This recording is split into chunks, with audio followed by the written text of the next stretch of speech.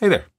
If you make AI content for YouTube and you find something cool, record it, or it never happened.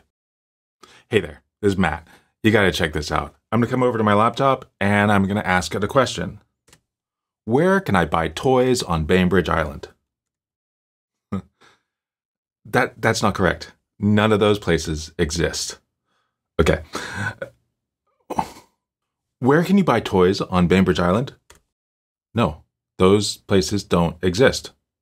Hey there, it's Matt. I got something really cool to show you here on my MacBook. Where can I buy toys here on Bainbridge Island? No, that's not quite correct. Okay, fine. Is there a Mexican restaurant near Calico on Bainbridge Island? There's a Mexican restaurant right next door to Calico, and it's not that one. Ugh. What's playing at the Bainbridge Cinemas tonight? No, those are not the movies playing at Bainbridge Island. Sometimes things can be so frustrating. Artificial intelligence tools can be both fascinating and frustrating. And my experience yesterday shows this. I was working with Ollama, as I tend to do, and I was using another front end that is able to incorporate web searches. I wanted to see how well it could handle a series of seemingly simple questions. First up, I asked about local toy shops, and it nailed it, directing me to a store that actually existed. Encouraged by this accurate result, I asked about a nearby Mexican restaurant, and it gave me the exact information for La Isla Bonita right next to Calico.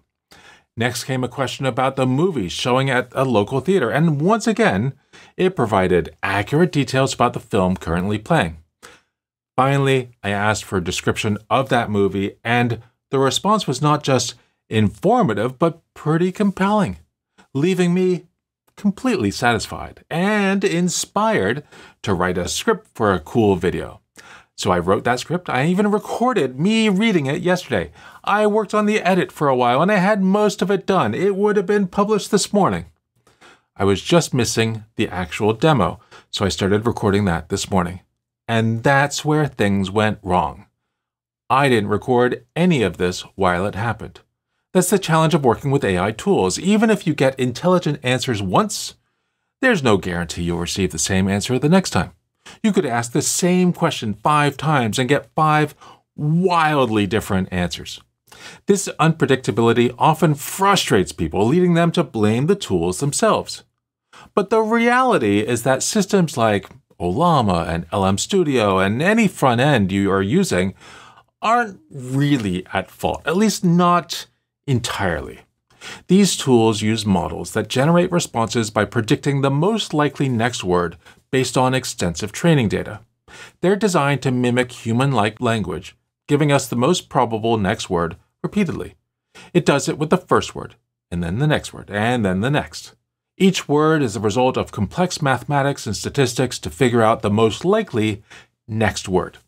And it doesn't just use the last word to figure that out, but a window of the last few words, though the length of that window depends on the model and the model architecture. Despite the inconsistency, these tools provide an engaging, interactive experience.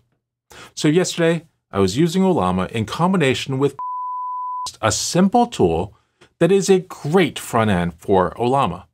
And among its features is the ability to source information from Google or DuckDuckGo or another one to help the model generate a more timely answer.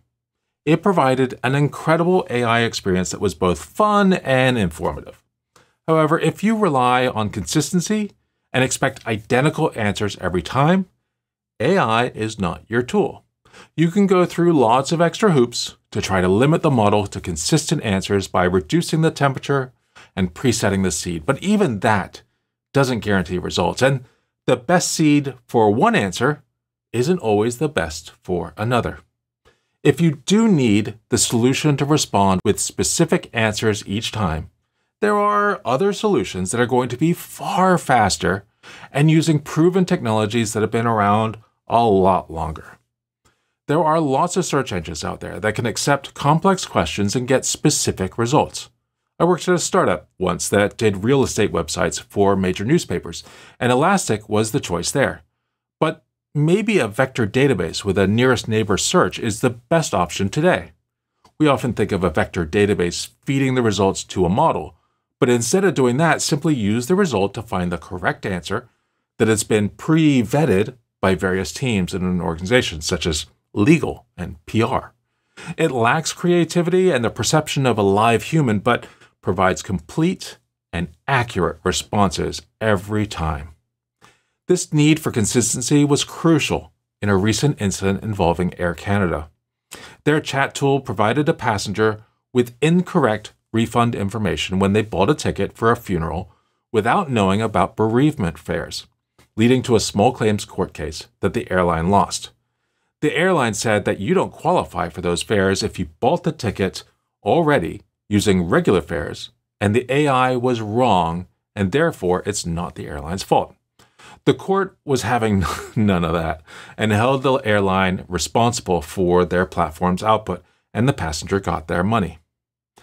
Going back to the demo, I even tried changing my story to look at stores in Seattle, thinking it might be easier, bigger town, If you get off the ferry in Seattle, there aren't a lot of toy stores right there. But there is one that is a short walk away in Pioneer Square. It's called Magic Mouse. And true to its name, it is magical. I have loved going into that store for decades, before I even had a child. Instead of pointing me there, guided me to Walmart. Walmart is nowhere near the ferry. While I still believe is a solid front end, two of its main features, the one it promotes as reasons to install, are less reliable. Instead, it's the basic stuff where really excels. So what went wrong when I tried to create the demo? Well, I think it's a bunch of things. First, I asked a question about where to find a toy store.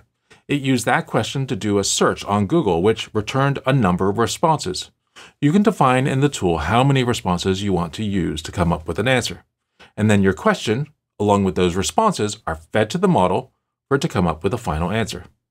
So right away, there's a potential problem. Is the context size for that model big enough to support the text coming in from this web page? It should be, but maybe not. And then, as we've all found out, sometimes the first answer in a list of search results isn't always the best answer. And then the models aren't just using that information, they're sometimes using their own information that's stored in the model.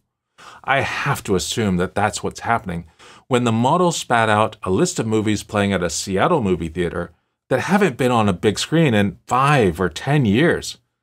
And then if you ask the same question again, seems to keep all the questions and answers in its context. And so it's likely to answer with the same wrong answer a second time around. There are definitely things that can do to improve the results. But some of these problems are due to just how models work and are part of the fun of using them at this early stage.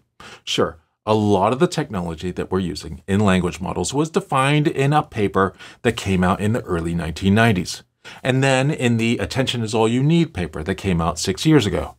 But the actual tools applying the technology is a lot more recent, and we're still discovering the right way to do things. You have to be okay with that to have fun with AI. Sure, there are some that like to claim that AI is taking our jobs, but any company replacing significant jobs with AI is probably going to regret that decision pretty quickly.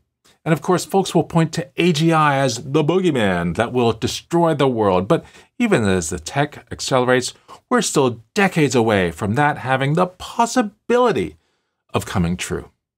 AI is amazing, and I love it, but it's still got a long way to go. I hope you found this interesting. You can learn more about what I'm up to and what I'm thinking in my newsletter that you can find at technoevangelist.com/newsletter. And if you want to support me, consider joining at patreon.com/technoevangelist. Thanks so much for joining me today. Goodbye.